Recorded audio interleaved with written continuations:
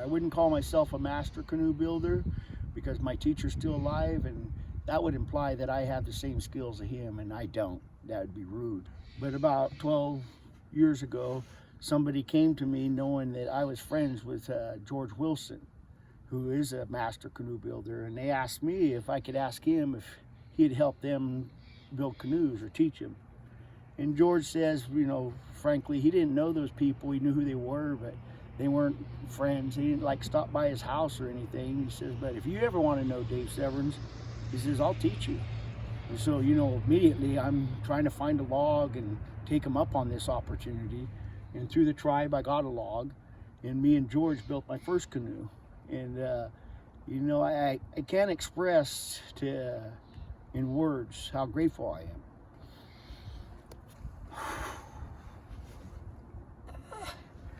But George, he come to age immediately. We got on it. We started building this canoe together, and George, he's kind of a reserved, personal person, or stick to himself or whatever. But he showed me how to build canoes, and I was up at 5 o'clock every morning. I mean, it was obsessive. Once you start doing this, it's all you want to do. I was up at 5 in the morning, and I'd be up till 11 o'clock at night thinking about what we're going to do the next day. And George warned me. He told me in the beginning, he said, keep notes, and if you're going to do this again, because it's a process, the process swaps back and forth, you lose track and you won't be able to do it again. So I listened to him. I kept notes, drew pictures and everything else. And then we finished my canoe, man. I'll tell you, I was so proud of it. It's such a good paddling canoe and stuff or whatever. But, you know, George is my neighbor and my friend, but he gave me this gift. And I know others, you know, I know that this belongs to canoe families, but I know others, canoe families that are all right with me building them. But for me, it's not just George. I've had other elders in my life that have given me gifts of culture. And I want to do all I can to perpetuate that culture, not to just let it go, that they didn't waste their time on me. So doing this project is really important to me because my teacher's still alive, and I want my teacher to know that he didn't waste his time with me. When he gave this to me, that I'm going to do good things with this, that I'm going to give it to others, and I'm going to keep this going as long as I can. And you know, he comes by, checks on my work or whatever, and constantly checks on my work. Gets his mail in the morning. He stops by here or drives by and looks, and so far I'm right on target. But I still, even though I feel I know how to do this, I still value his opinion more than anything. You know, sometimes I get to thinking, looking at lines and stuff in it, and I'm thinking they're okay, but I wait till George stops by and gives me the seal of approval on them. And that's important to me because other people get to come work on this canoe. This canoe don't belong to Dave Severns. It wasn't built by Dave Severns. It's built by this community. Our whole community comes out and works on this canoe. Little guys, it's just amazing to see a little 6-year-old in here swinging them sharp asses, cutting away in his rubber boots, just chopping away. There's just no feeling like that. You know, for me as a young man, the things my gram couldn't teach me because she's a woman, she would send me to other male elders. And I know that she paid in baskets and other things for my education. When George taught me this, he didn't ask of nothing of me. So, you know, I want to do the right thing and continue doing this. Not just for, you know, myself. You know, making these makes me pretty big guy around. But sharing, I think, makes you a bigger person. I see, you know, people sometimes with culture and things like that, people hoard it like it's gold or has value, but its real value is when you share it. And this opportunity through YEDC's canoe thing has made this possible because we are the largest tribe in California, but we're the poorest. We don't have big logs, giant logs at our disposal, so we rely on parks and other sources, but we don't have the financial means to retrieve them logs. But this YEDC program has made that possible. And then YEDC being right here in Klamath where I live, we've chosen this spot right from the tribal office because this should be for everybody. Every tribal member that wants to come over here and chalk and has a good heart, doesn't have a bad history that may affect the canoe because there are rules to who can and can't work on these. and they're pretty basic, you know, as to what kind of fellow can't work on it.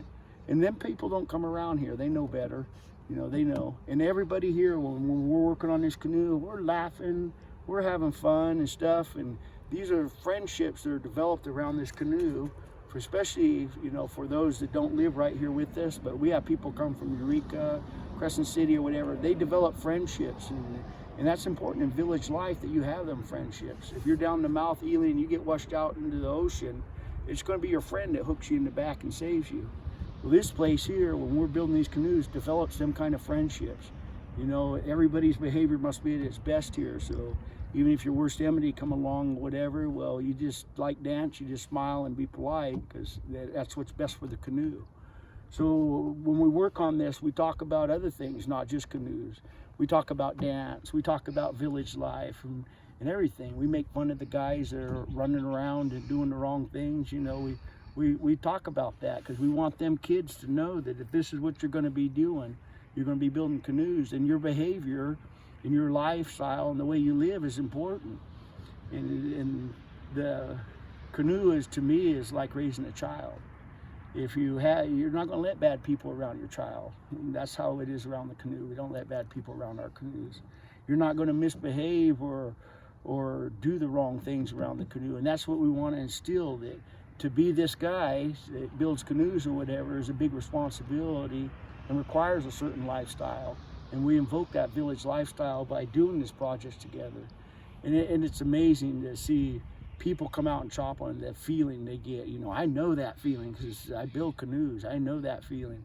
And to share that feeling with others is just awesome. And the YADC is making that possible, but through these tours. When them tourists riding them canoes, in my vision or my mind, they're helping perpetuate our culture. The money they spend riding in that canoe is what made it possible for this piece of wood to get here. You know, I wish our tribe had success like other casino tribes. The reality is we don't.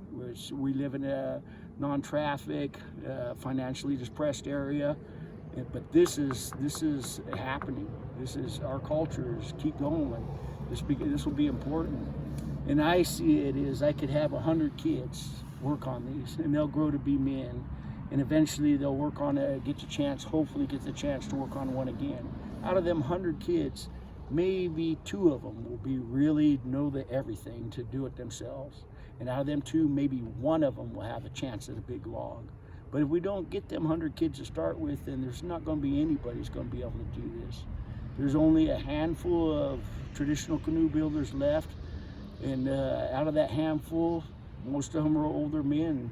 And the same goes for them. Although they have that knowledge, without having the materials to pass it on, we're kind of dead in the water.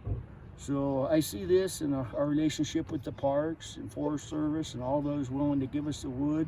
I see this as a positive thing. This is actually making it possible for us to perpetuate our culture, to keep it as it was.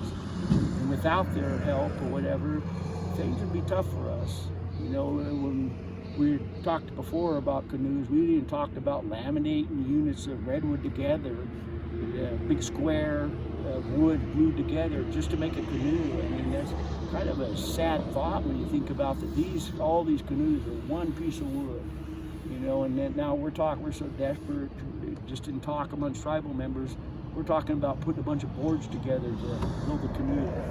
And you know, you look at this thing now you watch it being made. The kids have come over one day, and you'd be amazed at how much work 4 little boys can do in one of these.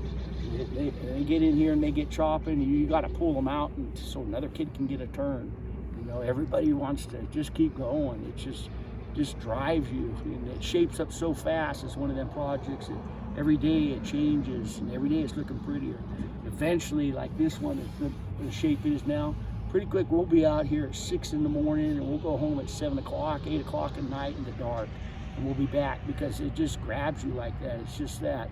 It just gets a part of you that you just can't lay it down. You just can't, you know, enough's enough. You just can't do enough in a day, because every day it starts looking like something.